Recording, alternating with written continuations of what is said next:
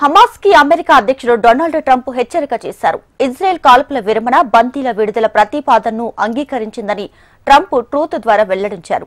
Gaza యుద్ధాన్ని ముగించడానికి తమ షరతులను అంగీకరించాలని హమాస్ కి చివరి హెచ్చరిక చేశారు. ఇజ్రాయెల్ ప్రజలను తమ నిబంధనలను అంగీకరించారని చెప్పారు. ఇక హమాస్ కూడా అంగీకరించాల్సిన సమయం ఆసన్నమైందని, అంగీకరించకపోతే తీవ్ర పరిణామాలు ఎదుర్కొంటుందని, ఇది తన చివరి హెచ్చరిక అంటూ ట్రంప్ హెచ్చరించారు. కానీ ఇజ్రాయెల్ ప్రణాళిక ప్రకారం కాల్పుల విరమణ ఒప్పందం మొదటి రోజు బందీలందరినీ విడుదల చేయాలి. ఈ తర్వాత విస్తృత చర్చలు జరపాలని యోచిస్తోంది. దానికి బదులుగా ఇజ్రాయెల్ పాలస్తీనియన్ ఖైదీలను విడుదల చేయాలి.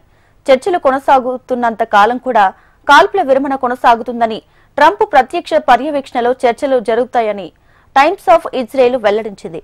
బందీలు, తప్పిపోయిన కుటుంబాల ఫోరం ఇజ్రాయెల్ కాల్పుల విరమణకి ఒప్పందానికి మద్దతు ఇవ్వాలని కూడా కోరింది.